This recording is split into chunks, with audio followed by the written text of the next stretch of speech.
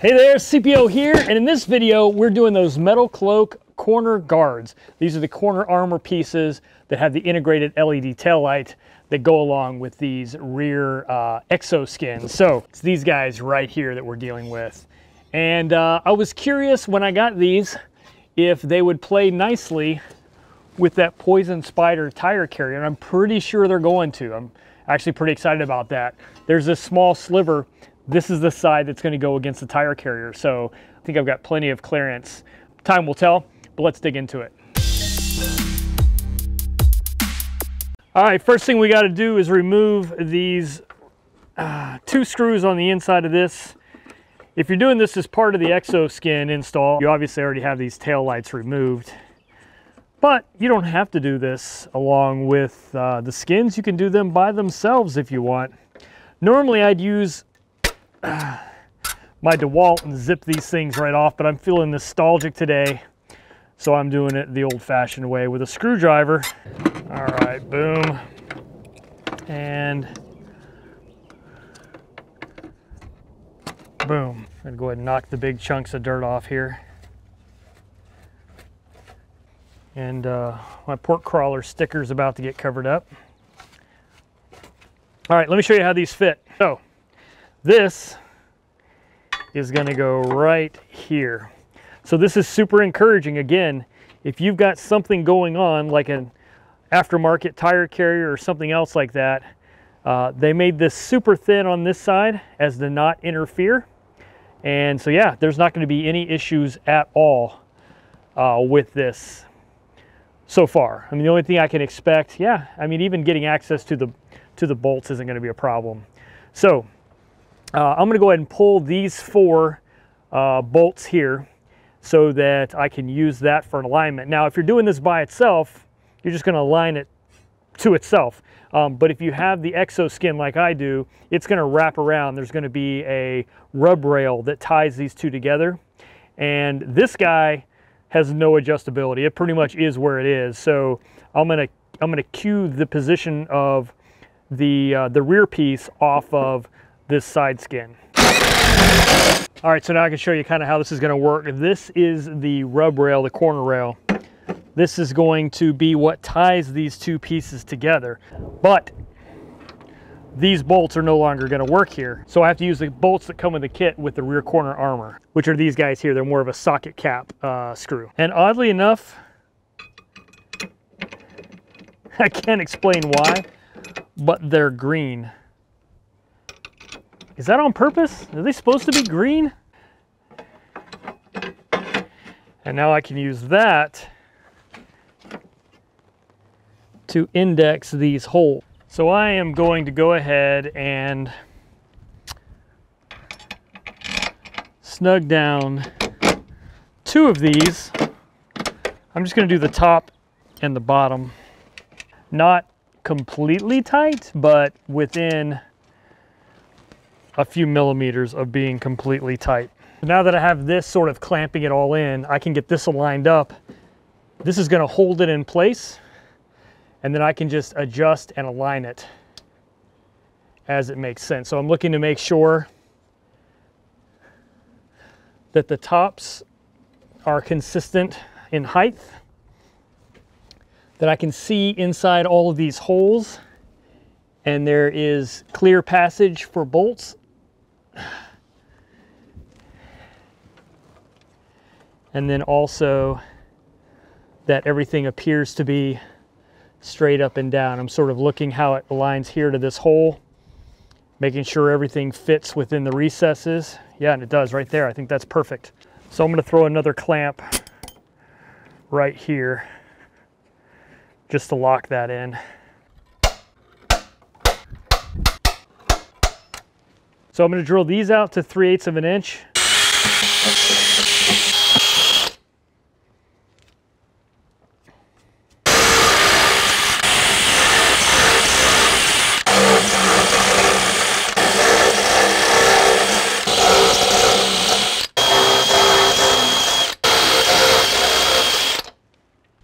So interesting nuance is that on the passenger side, we're drilling all these the same size, 3/8 of an inch. On the driver's side though, one of them is going to get drilled out for a riv nut. So not exactly sure at this stage why one of them gets a riv nut on the driver's side. It'll probably become clear once I get over there. So while that paint's drying, I am going to take a hammer to this guy right here. It's got to be tweaked in a little bit, they say, for clearance.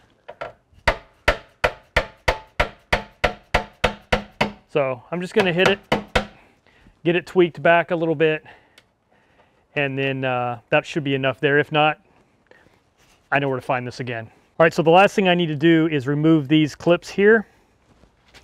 And I'll try and get this one out and show you how they look.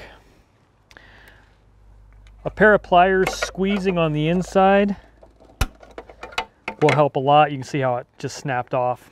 So if you can grab a plier and squeeze it from the back side, it should help release it. All right, we're now ready to start putting this thing together. I'm going to do exactly the same thing I did before. Start out with this rub rail, get a couple of these socket cap screws in place to hold it.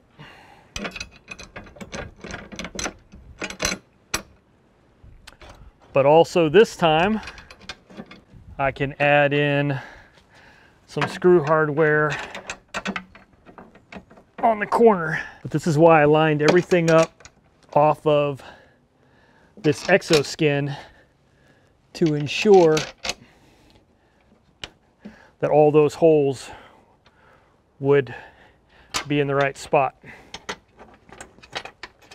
And now I'm basically just going to take the washers and the lock nuts and fasten all these guys down. This bottom one here is going to get a button head, which is the same thing we had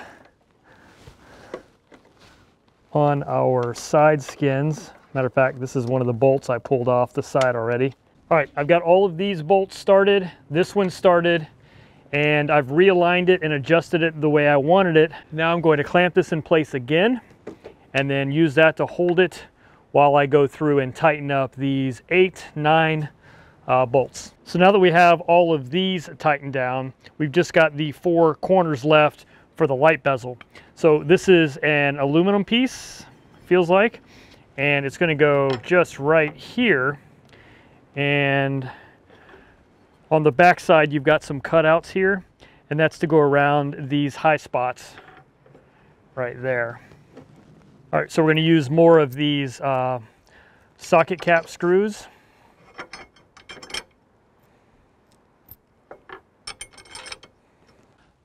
All right, so from a compatibility perspective with my tire carrier, you can see here it's just gonna touch when it's open about 3/4 of the way. So that's just something I'm gonna have to deal with.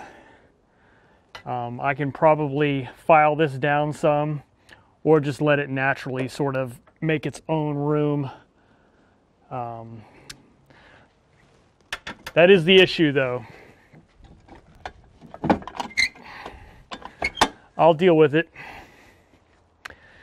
The other thing is just trying to get it all lined up. This bezel barely covers, and basically what I'm doing here is finding that this little square cutout could use just a little bit more room. Ideally that would have lined up perfect. But in the real world, it just didn't. So I actually need it to be over as much as I can to get as much clearance as I can here. So I think honestly, that's gonna work right there. So then what I'm gonna do is whatever I get it set up on this side, this is the problem area, right? I always start with the problem one to know what I'm working with. When I get to the other side, I can make the alignment look similar because I don't have alignment issues over there. All right, so for the inside here, where these factory holes are, there are these fender washers I can use. Help spread that load around a little bit, which is exactly what I'm gonna do. All right, so now that I have this installed, basically we can look at putting in our actual LED light. It's got this pigtail, obviously. Don't worry, this is plug and play. You just got to steal a plug from your factory light. But in the meantime, I'll show you how this fits in there. So it can go either reverse lights up or reverse lights down. It's printed on here. It's a DOT printing, by the way. It's printed as if the reverse lights are going to go up, but on the factory JK, they're down, and I think that that's how I'm going to run it, just like that. And there's 4 screws that come in. But first, we need to wire it so that it can be plug and play. So we've got our plug here, and what we need to do is go steal the other side off of our factory light. Now, you're not going to need this anymore, right? Because, well, we just replaced it. So, yeah, let's cut this plug. If destroying your factory light gives you heartburn, you can always just cut the plug off here, but I'd rather cut the plug off here, to be honest with you. And you can leave a little bit of room if you want, so you can re-splice those back in if you ever need to. So that's what I'm going to do, is just cut them maybe 1.5 inches up, okay? And I'll just pull that plug off. So now, we're about to be plug and play. So each of these wires you pulled off are color coded. What is this? White and yellow, white and purple, white and green, and black. And on the Metalcloak light, we have yellow, white, red, and black. Now I'd like to be able to tell you that these colors are going to align with these colors, but they don't. So the good news is the instructions online at Metalcloak for this light do tell you which is which. So I'm going to go look at that. And they were nice enough to provide butt connectors in case you want to use those. I'm not actually going to use those.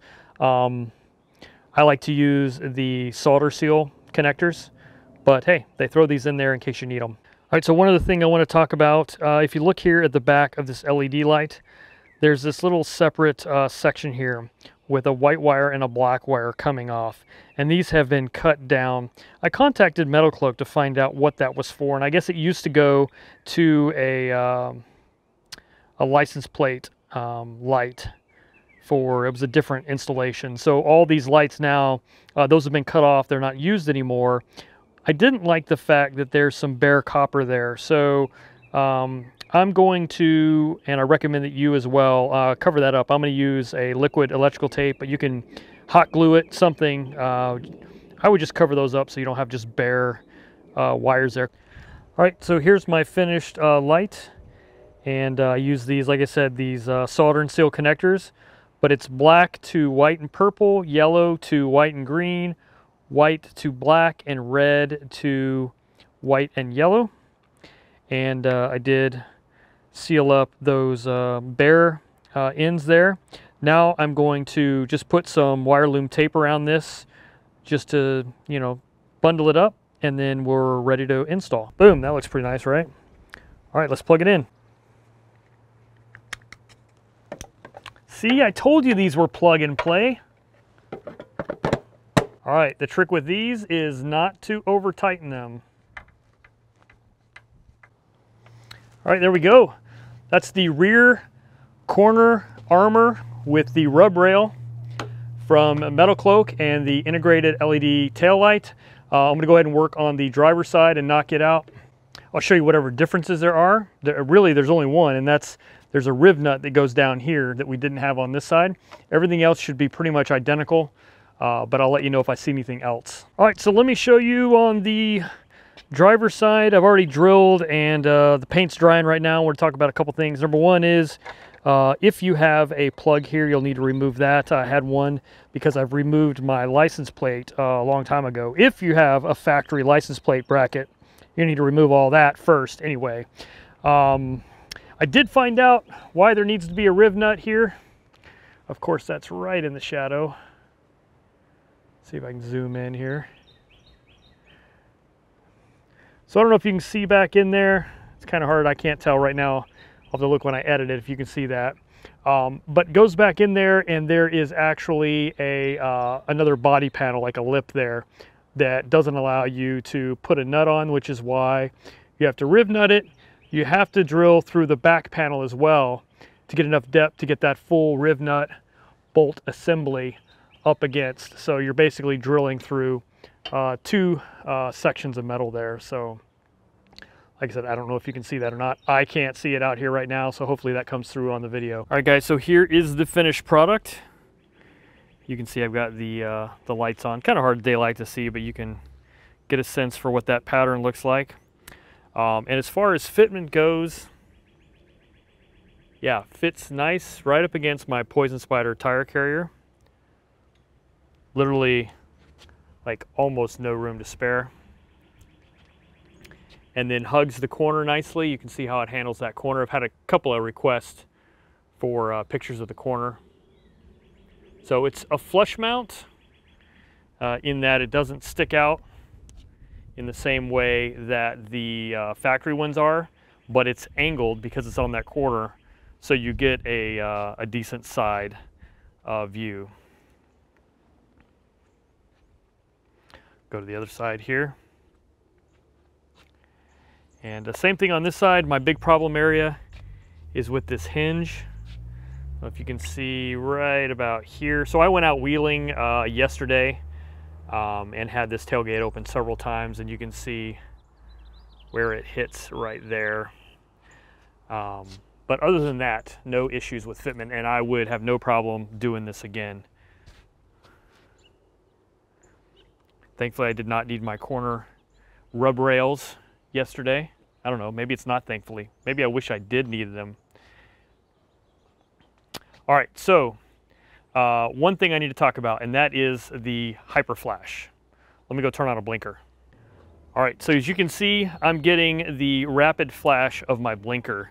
That's commonly known as a hyper flash. The reason it does that is the JK doesn't have an old school sort of blinker relay module like you may be familiar with on older Jeeps. It's all handled by the computer.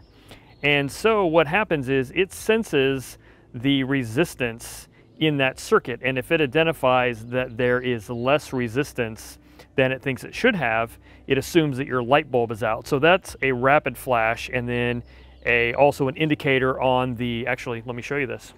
You'll likely get an indicator that looks like this that says left turn signal out. And if I switch to the right, it won't take long before it thinks it's bad. There you go, right. So the reason it does that, like I said, is because your computer thinks you have a light bulb out, because the LEDs draw a lot less power, and thus the computer sees it as less resistant. So there is a fix to that. Unfortunately, it's something you're gonna have to do. Now, some people choose to put up with the hyper flash and the warning. Every time you turn on the vehicle, you're gonna get a ding, and then that warning's gonna come up. It's up to you whether or not that bothers you or not. For those of you that want to make it back to normal, here's what you need. You need a resistor like this. It doesn't have to be this exact one. I'll put a link down in the description of where I got this. This is a 50 watt, 6 ohm resistor. And what this is designed to do is just trick your Jeep into thinking that your light bulb works by giving it additional resistance in that circuit. So you're gonna wire this in parallel, not in series. And what that means is you're just gonna tap into it. And I'll show you that here in probably a follow-up video, because I don't wanna confuse the install with this electrical air quote fix. But you'll need a resistor to get it to behave normally. 5.6 ohms to 6 ohms is probably where you want to be. A lot of people use 6, a lot of people use 5.6. All seem to have consistently similar results.